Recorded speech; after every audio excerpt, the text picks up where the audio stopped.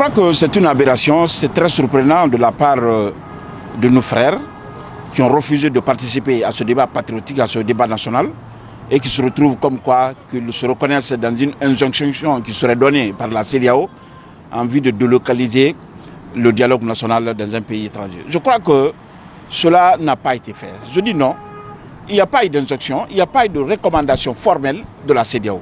Il y a juste une proposition avec conditions, si nécessaire. Je pense que ce n'est pas nécessaire parce que la sécurité ne fait pas de défaut en Guinée pour nous dire d'aller ailleurs. Ce qui les dérange, c'est la justice.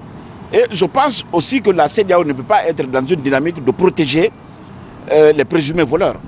Vouloir dire qu'il faut aller à l'étranger, ne pas venir ici, alors que ce qui dérange ses amis, ce qui dérange ses leaders politiques, c'est juste la justice, c'est une façon d'être complice avec les présumés voleurs. Je crois que cela ne peut pas être un devoir de la CEDEAO, ce ne peut pas être un rôle de la CEDEAO. Donc nous pensons que ce qui a été posé qui nous a été proposé, c'est si nécessaire.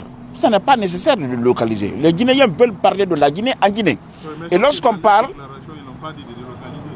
Ils demandent juste la tenue d'un autre cadre de dialogue inclusif. Est-ce que c'est possible selon vous? Dans leur communication, ce que nous avons suivi, qu'ils reconnaissent les recommandations. Ils se reconnaissent dans les recommandations de la CEDEAO en vue de délocaliser le dialogue national dans un pays étranger. C'est ce qui a été dit. Et c'est cette démarche aussi qui a précédé cette conférence de presse par le trio à Guinée-Bissau. C'est ma façon de dire que le débat national, c'est en Guinée. Un dialogue national ou un dialogue inclusif, c'est à l'intérieur du pays. À l'extérieur du pays, c'est un dialogue exclusif. Parce que tous les Guinéens ne peuvent pas participer à cela. Les Guinéens donc veulent parler de la Guinée, mais en Guinée. Qu'ils viennent autour de la table pour qu'on puisse parler, dénouer la crise, trouver des solutions adéquates à nos solutions en vue de conduire une transition apaisée. Monsieur Kaba, pour être précis, vous n'êtes pas contre à ce qu'on reprenne un autre cadre de dialogue, vous n'êtes pas contre? Pas du tout. Le cadre de dialogue qui a eu lieu a été inclusif. Tous les Guinéens étaient autour de la table. Nous avons discuté de la Guinée. Ceux qui savent qu'ils ont des problèmes avec la Suisse, c'est ceux-là qui ont refusé de participer à ce débat. Et je crois qu'un démocrate ne peut pas demander à l'exécutif de s'immiscer dans les de s'immiscer dans les affaires judiciaires. Parce que vouloir le faire, c'est vraiment une façon de faire l'entrave au fonctionnement de la justice. Nous déplorons cette démarche. Nous pensons que ce qu'on peut faire de républicain, c'est d'accepter de venir autour de la table. Et si ils ont refusé d'y être alors que nous avons aujourd'hui une conclusion, c'est de faire en sorte qu'ils adhèrent à la conclusion, qu'ils rentrent dans le comité de suivi et évaluation pour qu'on puisse démarrer la transition. Mais nous avons déjà tenu un cadre de dialogue qui a eu lieu, un débat national qui a eu lieu, qui a été inclusif. Encore une fois, un débat inclusif, c'est à l'intérieur du pays. Un débat exclusif, c'est à l'extérieur du pays. Donc pour vous, un autre cadre de dialogue, c'est-à-dire on ne peut pas mettre les conditions, les conclusions auxquelles vous êtes aboutis à côté pour organiser un autre cadre de dialogue. Pour vous, c'est pas possible. Mais justement, à quoi cela sert? Organiser un autre cadre de dialogue à l'étranger, ou un autre cadre de dialogue même à l'intérieur, alors que nous avons été, tout le monde a été démarché. Il faut louer la sagesse de CNRD, mais aussi celle des facilitatrices qui se sont déplacées au siège des différentes coalitions politiques et les fêtières en vue de leur demander de venir autour de la table pour discuter. C'est ce qui fut fait. Nous nous sommes retrouvés, nous avons discuté, nous sommes parvenus à des accords que nous avons signés et ces accords ont été transmis aux autorités de la transition. Ce qu'on attend maintenant, c'est l'application. Ce qu'ils peuvent faire de mieux maintenant, c'est d'adhérer à cette cause. Parce que tout ce que nous avons proposé ne sont pas des choses personnelles, ce sont des choses franchement universelles. Ce sont des choses à laquelle tout le monde peut adhérer. Donc je pense que ce qu'il y a de mieux, c'est de venir s'intégrer dans la dynamique en vue de dénouer la crise et conduire une transition apaisée. Oui, ils ont dit dans la déclaration que ce n'est pas inclusif parce que tout simplement c'est des partis de petite représentation, des petits partis politiques qui sont retrouvés dans le dialogue. Je crois qu'ils doivent sortir de ce complexe une fois pour toujours. Nous sommes dans une période qu'on appelle la transition. Le coup d'État a eu lieu. Et un coup d'État n'est pas fait contre un homme, mais c'est fait contre un système démocratique. À partir du moment que le coup d'État a eu lieu, la démocratie donc n'est plus là.